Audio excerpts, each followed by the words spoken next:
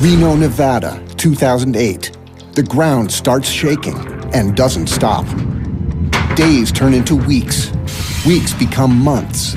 But the tremors won't cease. Reno 911. Should we go someplace? Where's the safe? For most of 2008, the city and its suburbs are under siege from below. Of course, everyone wants to know, will this earthquake pattern continue? Then, just as mysteriously as they arrive, the earthquakes disappear. But what's causing them, and will they return? The hunt is on to find the answers before the swarm strikes again.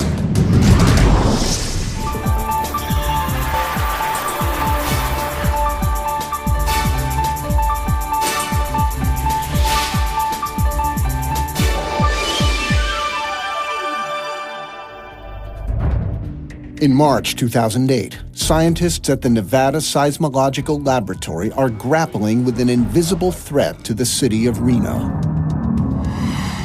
A swarm of earthquakes has been assaulting Reno's suburbs for a month. There were earthquakes occurring every day, earthquakes of magnitude 1 and occasionally a magnitude 3. The earthquakes were increasing in size, they were increasing in frequency, and the question began to play in people's minds, what's next? Again and again, the world has witnessed the unbelievable power earthquakes can unleash without warning. L'Aquila, Italy, 2009. A magnitude 6.3 earthquake rocks much of the country. Hundreds die. Tens of thousands left homeless. Sichuan, China, 2008. A magnitude 7.9 quake destroys more than 5 million buildings. The death toll exceeds 87,000. Northern Sumatra, 2004. One of the largest earthquakes ever measured, a 9.1, kills more than 227,000. In 2008, scientists in Nevada are faced with a terrifying prospect. The city of Reno may be headed for similar devastation. That was our fear, that this could turn into a magnitude 6 or even a larger earthquake. In February, when residents of the Reno suburb of Mogul are caught off guard by the rumbling of a magnitude 2.2 earthquake. Maybe a pulse. Scientists initially don't believe this single small quake is a cause for concern. But in the days that follow, more small earthquakes hit just outside Reno. Because they were happening every second or third day, we began to notice within a few days that this was being persistent. And that made it unusual. So within maybe a week, it was on our radar that we need to keep an eye on this. In a normal earthquake sequence, a quake is typically followed by aftershocks of diminishing strength. But on March 8th, one of the earthquakes suddenly jumps above magnitude 3. So 3s are a lot bigger. Magnitude 3 has 30 times the kick of a magnitude 2. A magnitude 3 is about the size of a football field rupturing in the earth. All of Reno would commonly feel a magnitude 3. The quake passes in just seconds before doing much damage. But the escalating quakes now have everyone on edge. Reno 911, police, fire, medical. This house has been shaking. It just about shook me out of the bed every day this week. The earthquakes were occurring right under two bedroom communities to Reno. Mogul, which is about 1,500 people, and Somerset, a little bit newer community, which was also about 1,500 people. So there's a big population base that could be affected by the earthquakes. And neither one of those locations were on our list of places that we thought were high hazard for earthquake. Scientists hope that the magnitude 3 quake is a sign that the days of tremors might soon be over. We began to realize that, hey, these smaller earthquakes are building up in what we would call a foreshock sequence, building up to this magnitude 3. Our hope was that this was going to be the main event. But the following week, another magnitude 3 quake strikes. 9 days later, there's another. Only 2 days after that, a fourth. And all the while, lab instruments are recording hundreds more micro-earthquakes, too small to be felt. There's a dawning realization that something strange is happening on the outskirts of Reno. Have you been feeling these earthquakes out here? Yes, I certainly have, and they felt stronger than 3.0. At At this point, we know we have something that's unusual on our hands. This puts it in a category of things that we call seismic swarms. A swarm is not a well-defined term, but generally speaking, you have a long, low intensity level activity. Seismologists have been tracking the daily number of earthquakes since the swarm began 4 weeks ago. Desperate for clues, they plot them onto a graph for analysis. The upper red line is the number of earthquakes of magnitude 1 or greater. At first, we have an earthquake every day or two, but by early March, you begin to see something of a pattern. You'll see a flurry of earthquakes, and then it backs off. But it picked up again.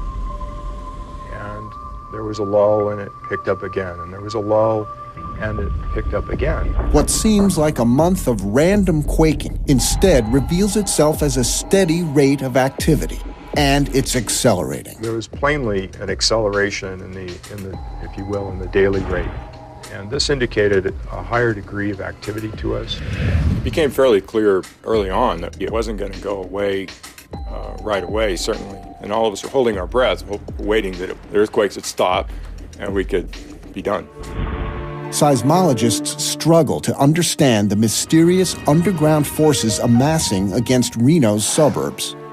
Dr. John Anderson is the director of the Nevada Seismological Laboratory. To monitor the shaking, he and his team decide to deploy extra instruments in the affected towns. We could see events happening, but we didn't have any station right there. Plus, we didn't really know the depths of the earthquakes. So what you really want to have is you want to have a station as close to the events as possible. Dr. Anderson chooses his own backyard for their initial deployment. Okay, so let's put it up on the hillside over there, okay? That's because he lives right in the heart of the town the swarm has targeted. My wife was feeling earthquakes daily. There had probably been 100 earthquakes that were large enough that they had been felt. And that's a lot of earthquakes. They would just be a little shake, it would be over in less than a second. Whatever is going on here, we need to learn as much as we can.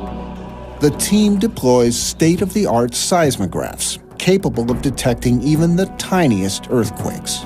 Well, this instrument is very sensitive. We are in Nevada, but we are capable of recording ocean waves crashing into the shores in California. The instruments will record seismic waves, shock waves that ripple through the Earth's crust after an earthquake. That breaking of rock, the two sides moving past each other makes a lot of vibrations that go out, and those are the waves we feel at the Earth's surface. The fastest kind of seismic wave is called a primary, or P wave. This compression wave pushes and pulls the Earth as it moves through it. The P wave is followed by a secondary, or S wave, which rocks the Earth perpendicular to the direction it travels. Because S waves always travel slower than P waves, timing the waves allows seismologists to pinpoint an earthquake's point of origin. This is like a fast runner and a slow runner. And the farther away they go, the farther ahead the fast guy is. But with a little bit of algebra, you can tell, well, where, running time backwards, where could they have been at the same place at the same time? And they meet somewhere, and this is fundamentally how all earthquakes are located. The closer together the waves are when they reach a seismograph, the closer the source of the quake is. Once the lab's instruments are up and running, scientists will be able to pinpoint precisely where the swarm is coming from. We install these instruments by digging a hole and burying them. The reason we bury them is to have good contact with the ground, so when there's an earthquake, the instrument moves with the ground. In order to install them correctly, we have to level the instrument. So we level them by putting a concrete block and level that concrete block, and then we put the instrument in there. Once in place, they ready a second instrument calibrated for larger earthquakes. We don't want to miss something. Anytime we miss getting records from a large earthquake, in a sense it's sort of a missed opportunity. We want to get as much data as we can, as fast as we can, to help understand our seismic hazards. We didn't know when we put these instruments out if a big earthquake would happen. but we were confident that we were going to get some interesting data from this. As scientists wait for the data to come in, Reno's residents anxiously wait for answers. It's clear that something dangerous is developing beneath their homes. There's one a week at least, and we had 3 this weekend. It's really scary. I don't know. It makes you wonder what's going to happen next. As the earthquakes continue through the end of March, dread grips Reno's residents. They fear their homes are directly in the sites of bigger, more damaging quakes yet to strike. And they're right. When the next quakes strike Reno in March 2008, the equipment buried in John Anderson's backyard records only fractions of a second in between the different seismic waves. That means the director of the seismology lab lives on top of ground zero. Seismologists take the data being relayed from Reno's suburbs and create an interactive 3D model of the swarm. It provides a 360-degree view of the quakes and reveals how deep underground the Earth is shifting. The data gives scientists even more cause for alarm. The quakes are surprisingly close to the surface. It surely made sense why everybody was feeling them, because it was so shallow. The extent of the sequence goes down to about 5 to 6 kilometers. That's about the bottom of it. All the actions above shallower than 6 kilometers. And that's unusual in here because most of the earthquakes in this region are actually concentrated from about 5 to about 15 kilometers. Around this area, I can't recall an earthquake sequence of such a shallow nature. Residents are now confronted with the knowledge that the escalating earthquakes are directly under their homes and very close to the surface. It's like being near a bomb or a hand grenade. If you release a lot of energy shallow, then it's basically right under people's homes. The discovery only amplifies the anxiety over what could happen if a big quake hits. Part of the anxiety really here is that we are without a guide, as it were. It's unprecedented, and one never knows where an unprecedented thing will go. Begin to call your friends and say, have you guys seen anything like this? Scientists race to uncover Mother Nature's attack plan before she launches another strike. They start with what they already know about the forces brewing beneath them in Nevada. They try to match the area of the swarm's activity to maps of Nevada's fault lines. We live on a really dynamic Earth, and most of it is very hot, very mobile. We live on a very thin crust of frozen rock on this Earth, and the crust is broken up into a series of they call them plates. They're big pieces of the Earth that are all moving the same direction. And it turns out that we're not far from the boundary of 2 of these plates in Nevada. The 2 plates would be the Pacific plate that goes from San Francisco to Japan, and the North American plate that goes from San Francisco more or less all the way to Iceland. Most earthquakes occur along places where the Earth's crust has cracked and shifted and grinds against itself, called fault lines. Typically that fault is stuck at the surface, so as the plates are moving, the stress is building up and building up and building up, and after hundreds or thousands of years, finally it ruptures, and that causes an earthquake. One side slips one way, the other side slips the other way. And that sudden slip generates a seismic wave. It's not a straight line between the 2 plates as drawn in atlases or textbooks. It is, in fact, a fault zone, and this fault zone is almost 2 states wide, all of California and half of Nevada. Nevada's crust is cracked and broken by thousands of faults, each one a potential earthquake waiting to strike. We consider a fault active if it had an earthquake in the last 1,000,000 years or so. Knowing where these faults are is very important because this tells us where the location of future earthquakes might be. And we just produced this map last year showing all the quaternary faults, that is, faults that have moved in the last 1.8 million years or younger. There's tens of thousands of faults on this map, and any of these could be a candidate for a future earthquake. The faults exist across the state, one side to the other, the top to the bottom, but we do have a particular concentration of faults in the western part of the state where the Mogul sequence occurred.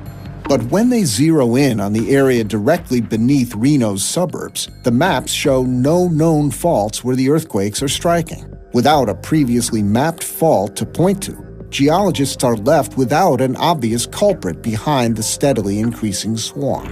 But it also gives scientists hope that Reno may yet escape disaster. The fact that there was no known fault, in a way, was an encouragement because largest earthquakes happen on the largest faults. When a fault in the Earth slips, the size of the earthquake that results is determined by three main factors. One is how long the fault is. Another is how deep the fault penetrates into the Earth. And the third is how far the fault slips during the earthquake. So if the slip is very short, you can have a 100-kilometer long fault that slips only a centimeter, and that would be a relatively small earthquake. But if it slipped 10 meters, then that would be a large earthquake. So the size of the earthquake scales with the amount of slip that occurs. With no fault at all, then we don't expect it to mature into something genuinely large and seriously damaging. But maps of the geologic fault pattern are in constant flux as the Earth changes. The swarm may be caused by an old dormant fault that has gone undetected until now, or perhaps by something else entirely. It's possible that this earthquake is related to a brand new fault that we haven't mapped before. As March turns into April and the earthquakes persist, Reno's residents and scientists nervously watch and wait. But as they pray for the quakes to die down, the swarm is just getting ready to unleash its full fury on Reno. By the middle of April 2008, a steady stream of earthquakes has been threatening families in Reno's usually quiet suburbs for almost 2 months. There have been 14 small earthquakes in this area since April 1st, and while that's not unusual, what is a little bit strange is that we've been feeling so many of them. Some quakes shake longer, others shake harder, but the rumbling beneath homes persists. And what was of concern was that people become numb to the threat after a period of time because it started to become almost a routine in their lives. But on April 15th, the swarm drastically breaks from its routine. April 15th, the swarm changed character. It began the morning with a magnitude 3 that caught our attention. Later that same afternoon, 3 more quakes, all in the magnitude 3 range, strike within only 7 minutes of each other. This is another way to look at the data, and this is in 24-hour blocks, and each one of these lines is 1 hour's worth of data. This is the activity on the 14th. Things appear almost to be getting quieter, although we're still having a number of small earthquakes. But the following day, this is the first magnitude 3 early in the morning, and here's a succession of 3 magnitude 3 earthquakes later in the afternoon. Scientists believe this escalation may be a warning that the swarm is evolving into something more dangerous. So we're picking up the activity here. This is the signal that things have changed. We didn't like changes. Changes were bad.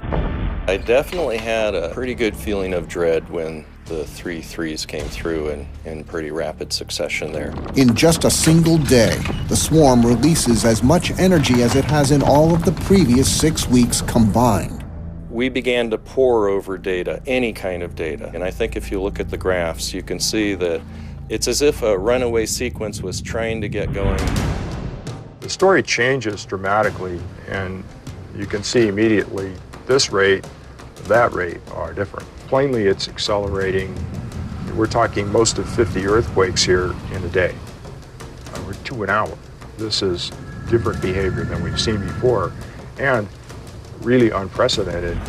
Scientists are concerned that the swarm is gearing itself up to unleash even larger quakes. At that point, I felt strongly motivated to communicate that to the emergency responders and called emergency management. And I remember how I began the conversation. I just said, I don't know what to say, because we had no protocol whatsoever for calling an emergency manager and communicating that this could look like a foreshock sequence and we may have to be prepared for something larger. Reno's emergency responders must determine how to quickly prepare a city of more than 200,000 people for a potential catastrophe. We had to strike a balance between preparing people, but without alarming them unnecessarily. Have your emergency kit ready should you need to move out of your house or live for several days without power. We're trying to coordinate with emergency management people as well as the television.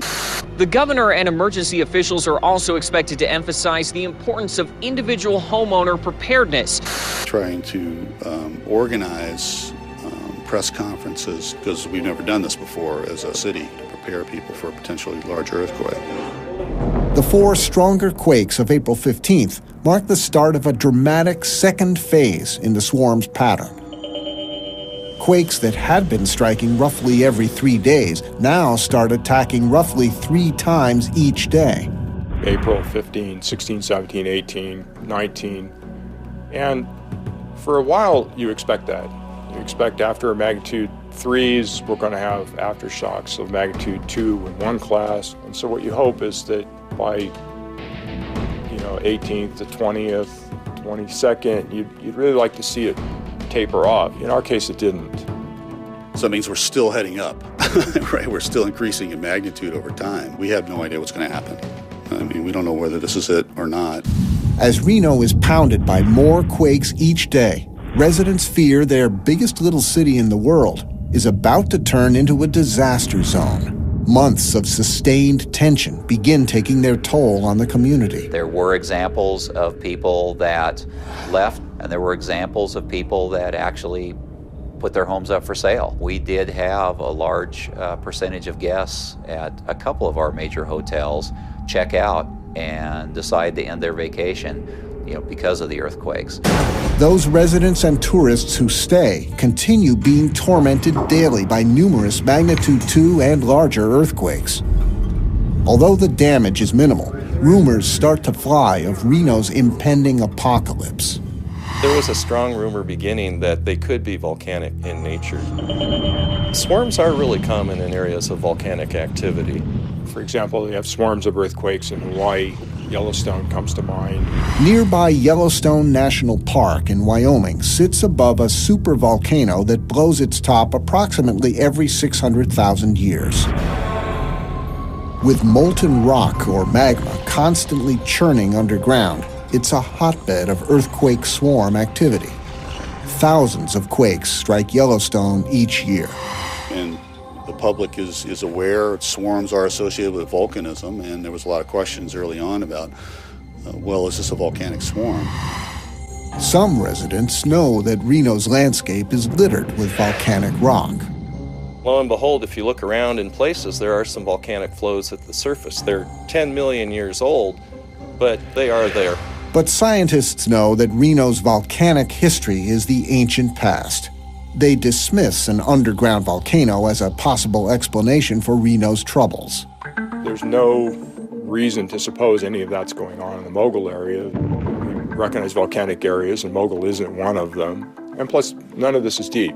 Volcanic earthquakes tend to originate deeper in the earth as magma pushes its way up through the crust to the surface.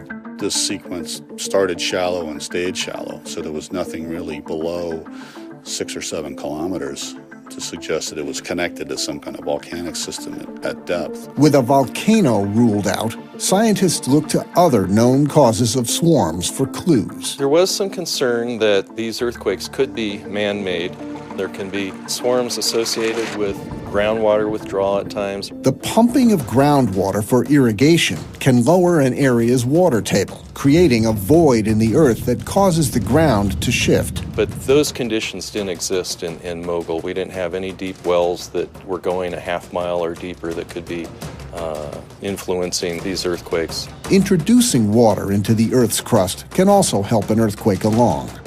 There have been seismic swarms caused in other parts of the world by people injecting water deep into the earth. In the earth, there's a lot of pressure, and it's holding these faults together. That's a normal stress that's actually preventing a fault from slipping. If you inject fluids into these cracks, they can somehow lubricate a fault plane and cause an earthquake to occur. Water injection is often connected to mining and drilling, but scientists know of no recent mining projects in Reno's suburbs. So out the door, none of the things that cause earthquake swarms really fit the description. Alarmed residents grow impatient to learn when the attack on their towns will finally end. What's going on? How large will this get? Do we need to start evacuating schools? Should we be closing? There's a lot of people that expected us to know what was going to be the next earthquake. Prepared for earthquakes, you can watch a special program that'll air periodically. Those preparations will soon prove invaluable. The swarm is about to let loose its biggest attack on Reno yet. By the middle of April 2008, citizens of Reno, Nevada are desperate to know if the big one is about to strike their city. After months of earthquakes, and with the swarm now intensifying, each additional quake has the potential to incite panic. The 911 system in our country is a great concept. Unfortunately, in disasters, that works against us because everyone's first reaction is to pick up the telephone and dial 911. So immediately, the phones started lighting up. Reno 911, you need please fire ambulance? Reno 911. You know, this is something suspicious because quake has about like a 5-point something. People either wanted to report that they felt the earthquake, asking the dispatchers, did you just feel the earthquake? Yeah, we did have a large earthquake. Should we go someplace? Where's it safe? And the concern is that people that are having a real life safety issue, their call won't go through because people are trying to report the earthquake. As public safety officials struggle to keep citizens informed and calm, the assault on Reno continues to escalate. It's clear that this thing is not backing off. And this is a very dangerous state of affairs. It's ramping up to something. Scientists scramble to determine precisely where and how the ground in Reno is changing before the big one hits. A team of scientists hikes deep into Nevada's hills. They hope that advanced technology in outer space can help them understand what's happening miles underground on Earth. What we have here is a GPS receiver. It's the Global Positioning System. And it's very similar to the same GPS that many people have in their cars or could go on hikes with now. GPS is essentially a satellite system. There's a constellation of satellites spinning around the Earth, about 24 satellites. Essentially, the GPS satellites send a signal which tells this receiver where the satellite was and when the signal was sent. And this receiver uses that information to infer the distance to the satellite. So during an earthquake, the ground can change its position very subtly. And this motion of the ground will move the instrument a little bit and change the distance to the satellites. The next time the satellite sends its signal, it will take slightly more or less time to reach the receiver, depending on how the ground has shifted. This change in the ground after a quake is often imperceptible to the naked eye. But the GPS receiver is so precise that if its position changes by mere millimeters, it can detect the shift. And it's these very small changes that the instrument can pick up, which we can use to infer what happened during the event. But scientists have had to wait until the swarm grew more threatening for the GPS technology to be effective. We usually need a much bigger earthquake before we can see displacements in the surface. So we really didn't think to do much at the beginning of the swarm because the earthquakes were so small. But when activity rates jump in mid-April, they realize they can't afford to wait any longer. That's an indication that perhaps something bigger could happen in the future. It really created a sense of urgency for us to get GPS out to try and measure what was going on. Around the 22nd of April, we got our instruments out around the swarm, which turned out to be very fortunate because a couple days later, the intensity of the swarm really picked up. On April 24th, the swarm once again strengthens its assault. A magnitude 4.1, the largest quake to date, crashes into Reno at 3:47 p.m. Only 8 minutes later, another one strikes. Well, the earthquake rate at that point takes off. I mean, it's very clear that we're not done yet. 5 more quakes, magnitude 2.6 or larger, hit that day, continuously rattling homes throughout Reno. If you look at the number of earthquakes occurring, they're just running off the chart. This is April 15th, and we thought that was a rocking rate of earthquakes. This is even steeper. And we thought, man, we had problems here. Well, this is several times that rate. So now you're talking several felt earthquakes per hour, and so this is a very serious situation because we don't know where it's going at this point. What's the next step? You know, you're watching this earthquake sequence happen. So what do we do? What are you going to do if there's a magnitude 6? Most modern buildings are constructed to withstand a single magnitude 6 quake, but no one can predict if months of smaller quakes have already weakened the city. The question is how many magnitude 3 earthquakes followed by magnitude 4 earthquakes, what is the structural breaking point, the cumulative effect of smaller earthquakes? That we don't know, and that was a big concern. We had sent out the strongest earthquake risk message we'd ever given in Nevada. Now is a great time for them to think about, am I ready for an earthquake? At that point, I think all we could do was just watch the situation. The next day, 5 more quakes of magnitude 2 or 3 target Reno's suburbs throughout the day. Of course, everyone wants to know, will this earthquake pattern continue? Well, seismologists say right now it's just too difficult to tell. Then, just before midnight, the biggest one yet, a magnitude 5, slams into the city. I live on the south side of Reno, and it shook me out of bed. And immediately, of course, all the radios, all the telephones, all the 911 lines were lit up with people thinking, that this was the big one. Reno 911, you need police fire ambulance? Hey, I'm in Northwest Reno. My walls are all cracked from this big earthquake just now. The energy equivalent of magnitude 5 is it's on the order of a small atom bomb. So, yikes. To have it be relatively shallow, it's a crazy thing to have in a community. The shaking is strong, but the quake quickly subsides. Many homes suffer minor damage, but somehow most of Reno miraculously escapes unscathed.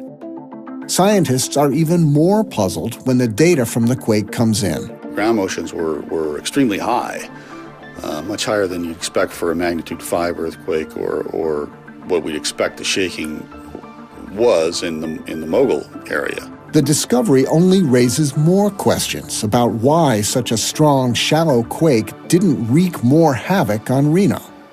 A good way to imagine what happens to a building during an earthquake is to remember what happens to us when we're in a vehicle and we suddenly slam on the brakes and are thrown forward.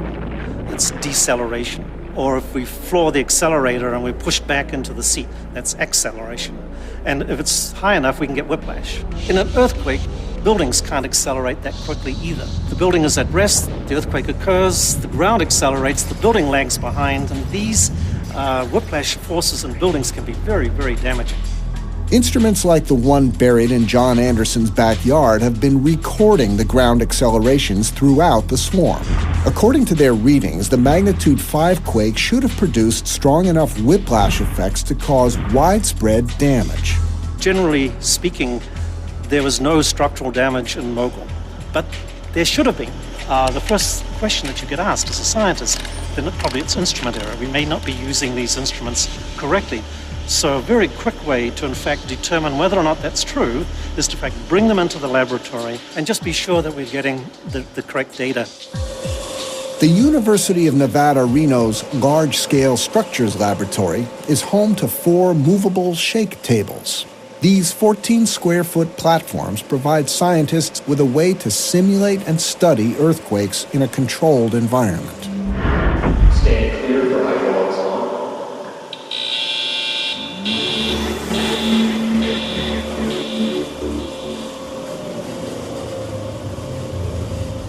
This is one of our shake tables, and it is driven by hydraulic actuators. The table moves on 2 rails, and because one rail can slide on the other, like this, the table can therefore move in any direction in this horizontal plane.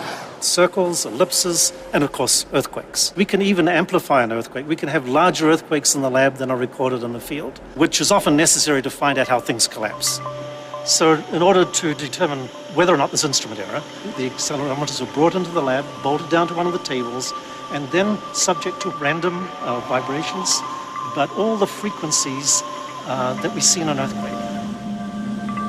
The test proves that there isn't anything wrong with the instruments or the information they've collected.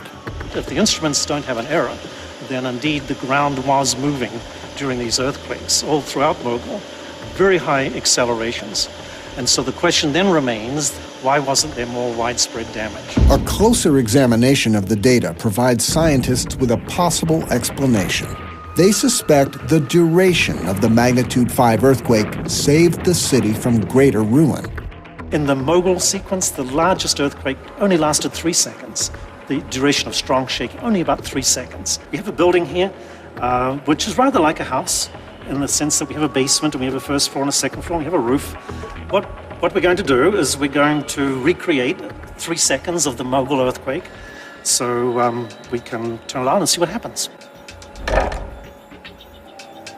And that kind of motion is what many people reported they saw in their houses in Mogul during the earthquake swarm, that the upper floors swayed particularly and then stopped, and the building was still standing. In a 3-second earthquake, the building's only just begun to respond and the earthquake's gone. Now, truly damaging earthquakes, the ones that we saw in China last year, were like 30 seconds. Some even go to 50 and 60 seconds. A 20-second test illustrates the destructive effects longer duration shakes can cause.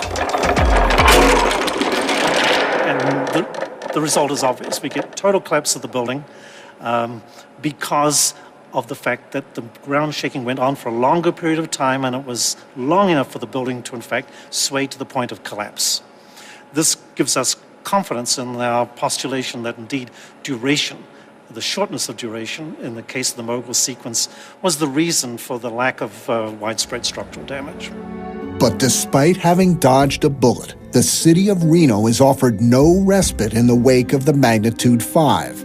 The quakes continue, and scientists are concerned that the swarm is only just entering a third, potentially catastrophic phase. We scaled up on April 15th, and then on the 24th, we scaled up again to another level of magnitude, and now on the 26th, we're at another new territory, a magnitude 5. The earthquakes weren't dying away.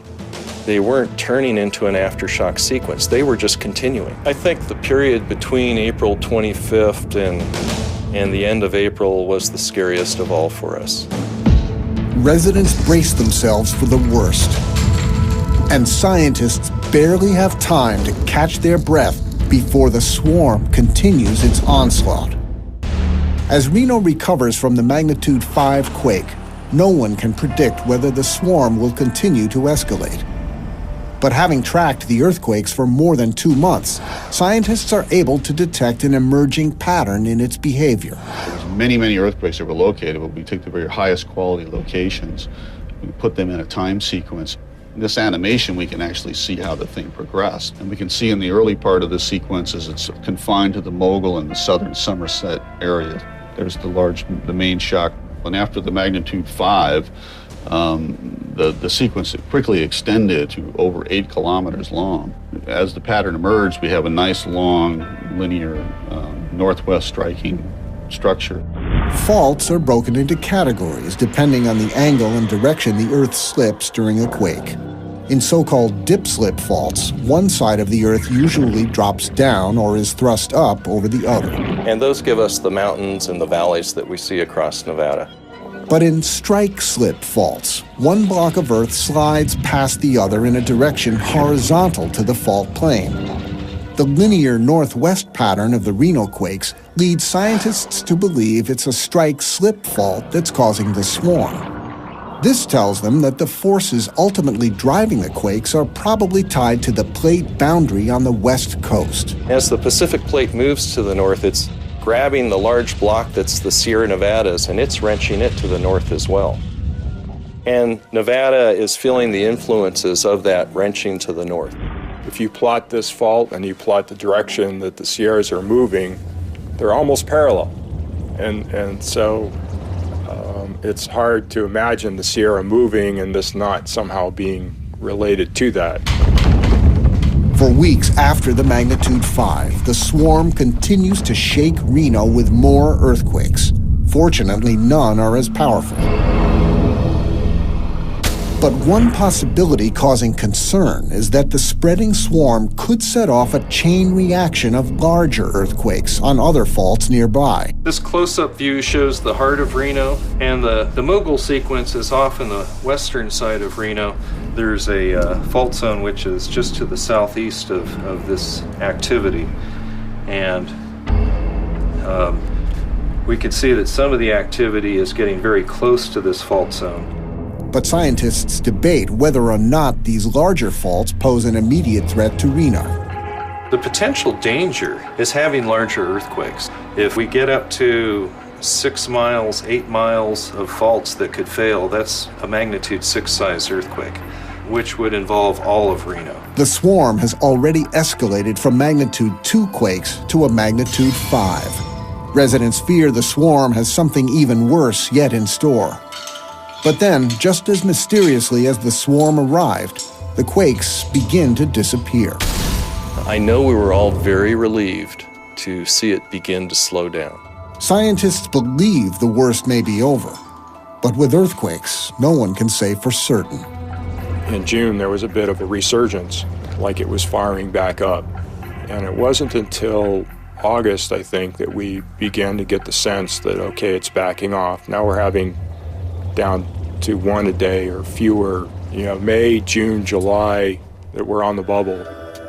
So we still watched it, but gradually all the other jobs we had to do began taking over, and it just went into the background. As the level of earthquakes in Reno finally returns to normal, residents are left with a fallout of insecurity. Questions they had months ago about the nature of the swarm remain unanswered.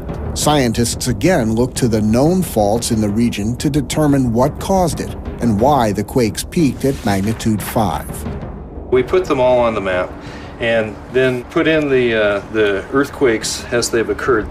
Although there isn't a fault that's directly aligned with the earthquake sequence, there are some faults that are close by which are semi-parallel to it. A lot of short faults and a lot of intersecting faults. It's very complicated in the earthquake area.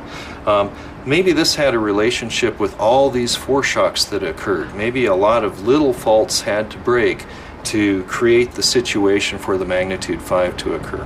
And rather than set off even bigger quakes, larger faults nearby may have actually helped spare Reno from devastation.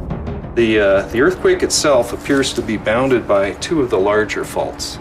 And maybe this was important. The earthquake nucleated, it began the rupture. It ruptured a couple miles, but it hit a weakness and stopped at that one. So maybe the fault pattern had a role in controlling the size of the earthquake and limiting it to a magnitude 5. When scientists finally retrieve months of data from GPS units, they're stunned by what they discover. Reno's residents haven't felt it, but the ground beneath them continues to move. In the end, it turned out that the Earth moved post-seismically, that is after the earthquake, almost 3 times as much as it did during the earthquake.